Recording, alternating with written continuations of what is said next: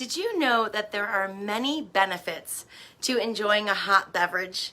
Let's talk about it.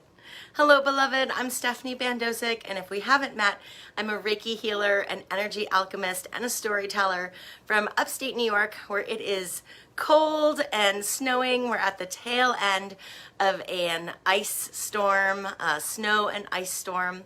If you are tuning in live or on the replay, I would love to know where you're coming from and what the weather is like where you are. And tonight, because it is so cold, I want to talk to you a little bit about the benefits of warm beverages, and I want to share some thoughts on keeping a positive attitude in the winter. So some warm thoughts and some warm beverages. So the benefits of enjoying a warm beverage like a cup of tea include relaxation, increased circulation, and there's a study that shows that when you are holding a hot beverage and you interact with new people, you perceive them as being friendlier. So just by holding a cup of coffee, a cup of tea, a warm beverage in your hand, when you're interacting with people, you're perceiving them as being more friendly. And of course, when you perceive people to be more friendly, you are also going to be more friendly. So that beverage, that warm beverage, could actually increase your relationships. It could really be a benefit because you're going to think better thoughts about the person, and if they're holding a warm beverage, they're going to think that you're friendlier too. In countries where it's really cold and people enjoy the winter, so I'm thinking like Scandinavian countries, right, where they practice hygge, one of the ways that they keep warm is by having a warm beverage with them. So I know that if you're like me in upstate New York, you know about layers, right? You know the importance of layers to keeping warm, but we don't often think about keeping a warm beverage with us, especially when we're on the go.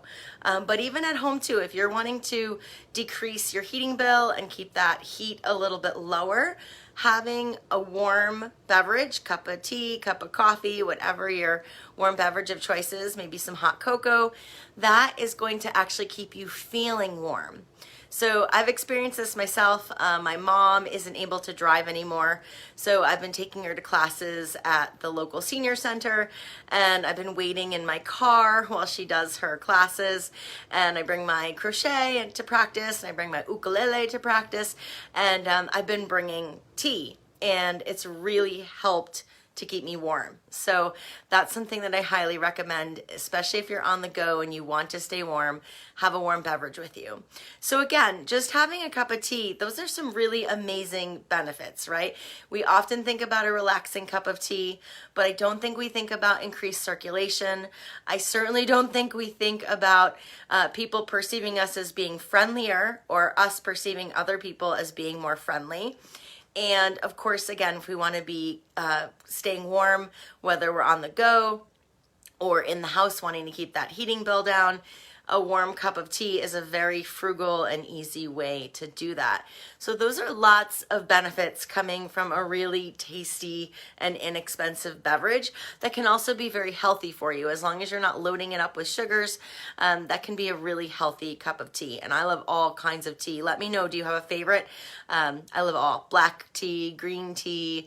I love all kinds of tisanes. Let me know how you pronounce that word. The fruit tea, which doesn't actually have any tea in it, because of course the tea plant, whether it's black tea, green tea, or white tea, that all comes from the same plant. It's just different ages. So the white tea is the most delicate. It's the youngest.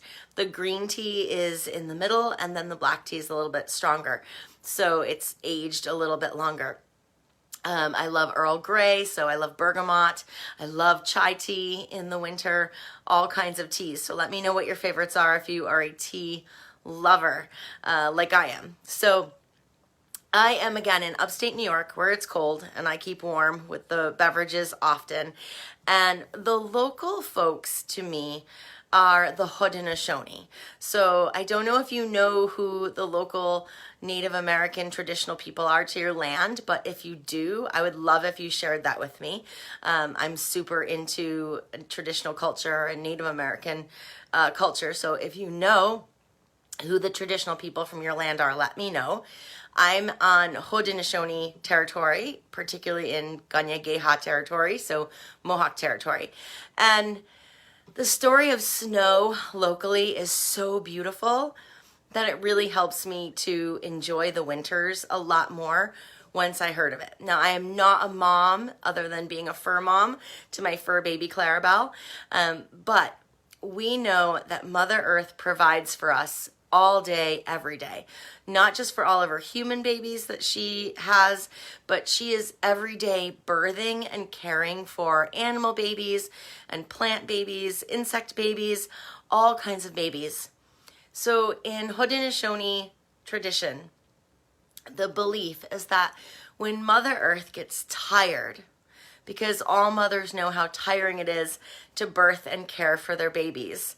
So when Mother Earth gets tired, the winds of the north and the east, which are a set of twins, they will bring a warm blanket of white snow to cover Mother Earth and allow her to rest.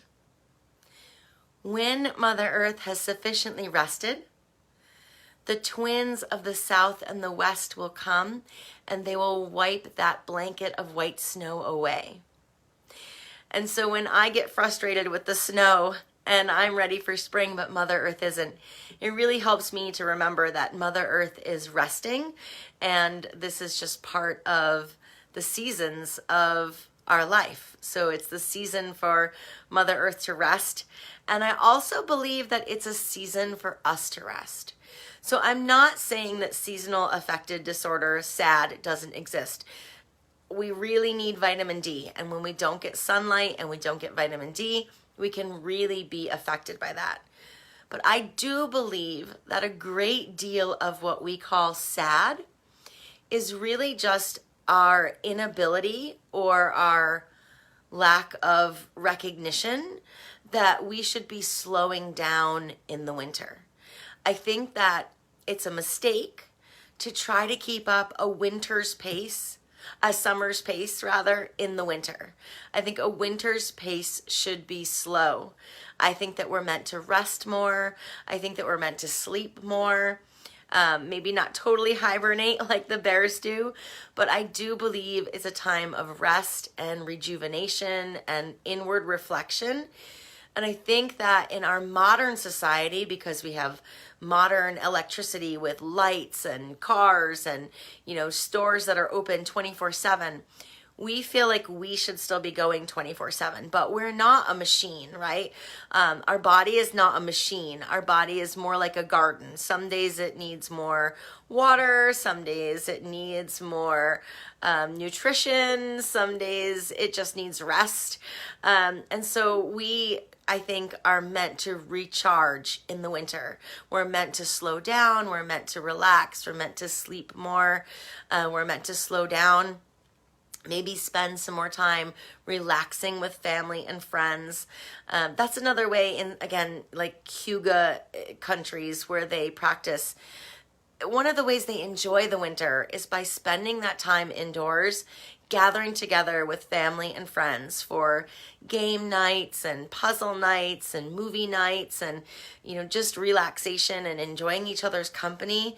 Because in the summer, especially if you are a homesteader or a gardener or a farmer or have any kind of seasonal job, in the summer, that's when it's go time. And I think that we feel it when the days start to lengthen. We really feel that we should be doing more and we have more time to do it in. And so I think it's only natural that we go a little harder, go a little longer in the summer, but again, that we have that winter time to balance. So I'm not saying that you shouldn't do anything else that you do to make yourself feel better in the winter if you find yourself feeling SAD, seasonal affective disorder. But I would really also say that take some time to reflect and see, does your body need rest? Is rest what you're craving? Because it's just natural that our body should slow down with the seasons, and winter is the time for rest. So I would love to know if any of this touches you, what your thoughts are. Please share them with me. I'm really interested in hearing what you have to say about any of these thoughts, tea, or your local traditions around enjoying snow and winter, your local practices around enjoying winter. And, do you feel that it's important to relax and rest and reflect a little bit more the way I do? I'd love to hear your thoughts. I want to cheer you on if you're having success, and of course I want to help you out if you're struggling. So let me know that too. If you found any of this useful or interesting, I would be so grateful if you shared it with a friend who might find it useful too. I am sending you love, light, peace, blessings, and joy. Please take care of yourself and take care of each other.